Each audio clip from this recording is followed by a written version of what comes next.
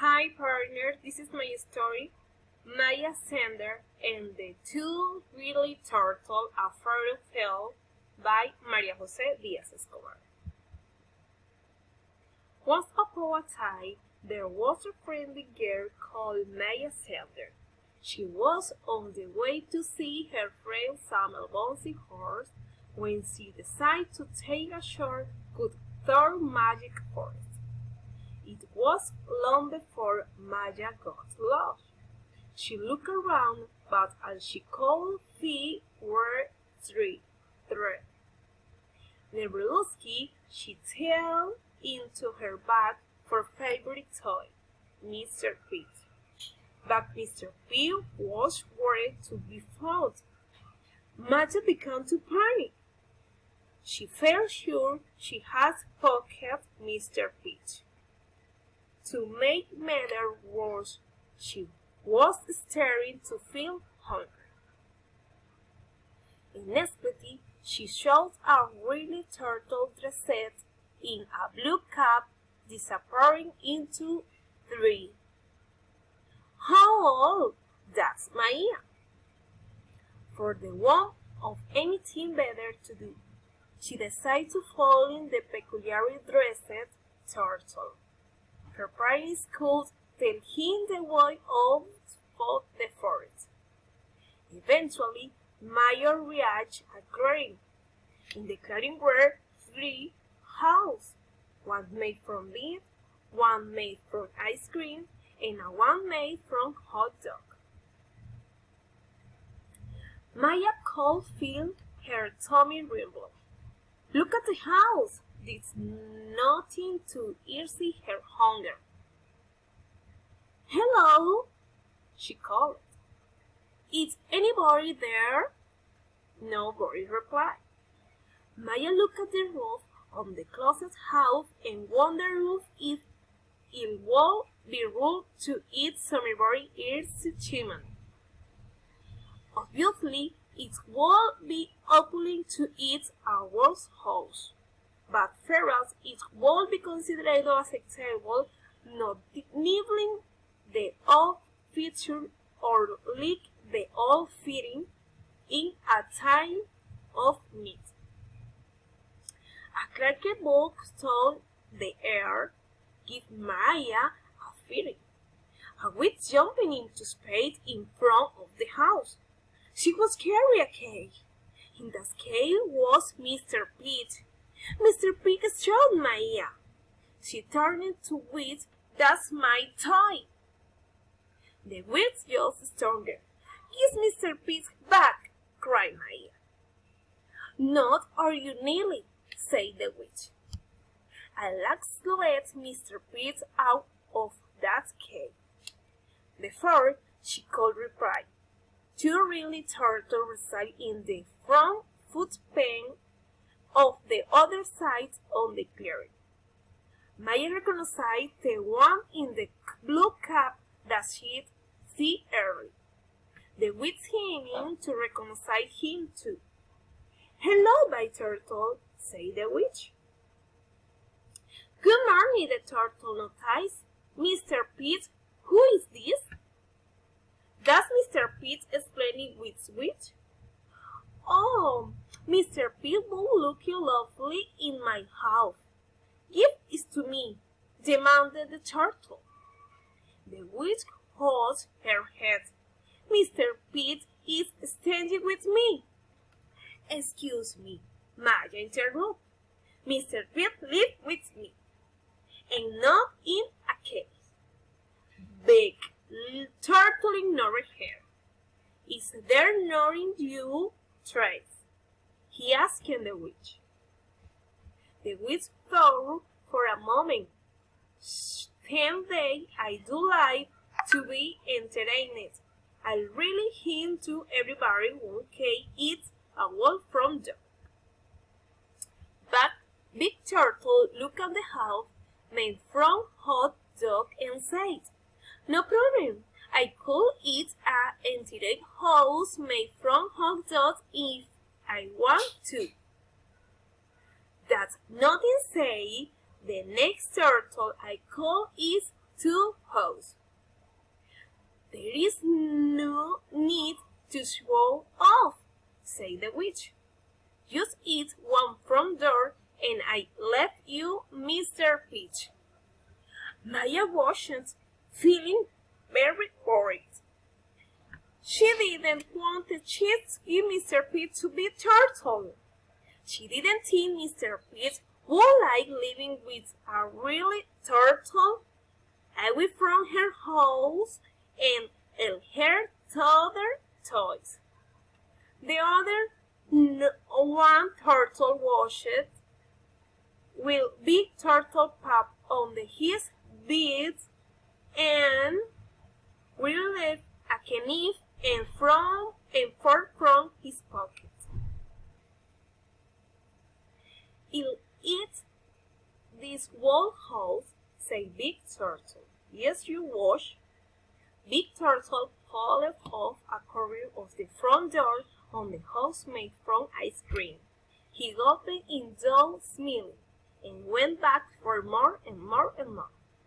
Eventually, Big Turtle stayed to get bigger, just a little bigger at first, but a few more forkfuls of ice cream. He reached to the side of the large snowball, and he was every bit around. "And I don't feel to go," said Big Turtle. Suddenly he started to roll. His arms so strong that he could no longer balance. "Help!" he cried as rolling off down a slope in the forest. Big Turtle never finished eating the front door made from ice cream, and Mr. Peach remained trapped in the witch cave. A big turtle stooped up and appraised the house made from hot dog. "I'll eat this whole house," said a brownish turtle. "Yes, you meat." A brave turtle crawled out of a corner of the front door in the house made from hot dog. She gulped it down smiling, and then went back for more. A few while, a brave turtle stayed to look a little Kelsey. She groaned her and grinned. A woodpecker, walked in the clearing. "What's the bush doing here?" he asked. "I am not a bush, I am turtle," said a brown turtle. "It's talk!" exclaimed the woodpecker. "Those talking bush are the working. It better take away before somebody gets hurt." "No away." "No way!" cried a better turtle as the woodpecker picked her up. But the woodpecker ignored her cries and carried the turtle away under his ear. A brave turtle never finished eating the front door made from hot dog, and Mr. Peach remained trapped in the witch cave. "That is," said the witch, "I win! I get to keep Mr. Peach." "Not so fast," said Maia. "There is still one front door to go. The front door of the house made from beans, and I haven't had a tour yet." "I don't have to give a tour," laughed the witch. "My game, my rules." The woodcutter voice carried through the forest. "I think you should give a chance. It's only fair." "Fine," said the witch, "but you saw what's happening to Turtle. She won't last long." "I'll be right back," said Maia. "What?" said the witch. "Were you senses of impatience? I thought you wanted Mr. Pig back." Maia ignored the witch and gathered a fistful of sticks. She came back to clearing and stayed a small campfire. foolishly broke off the pies of the door the house made from beans and toasted it over the fire. Once it had cooked of coldly just a little. She took a bite. She quickly devoured the roast pie. Maia sat down and nearly laughed. You feel quicker to wit you were prepared to eat the whole door. I haven't finished, exclaimed Maia. I am just waiting for my food to go down. When Maia's food had the head, she broke off another piece of the door made from beans. Once more, she toasted her food over the fire and waited for it to cool just a little. She added the glorious paste, then waiting for it to deheat. Eventually, after several sittings, Maia was done the filled pies of the door made from beans. Carefully, she toasted it allowed it to cool just a little. She finished her final course. Maia had eaten and the entire front door of the house made from beans, the which stamped her foot. I don't think so, said a voice. It was what could. He walked back into clearing, carry his act. This little girl won fair and square.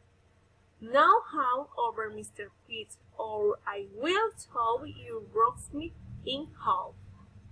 The witch looked horrified. She grabbed her broski and placed it beneath her tent hoofing. She opened the door and the cake. Maia hurried over and grabbed Mr. Pitt, checking that her favorite toy was all right. Fortunately, Mr. Pitt was on her book. Maia tracked the workhood, grabbed a cute strawberry, and hurried on to meet Samuel. I was starting to get dark. When Maia got to Samuel's house, her friend there his arm around her.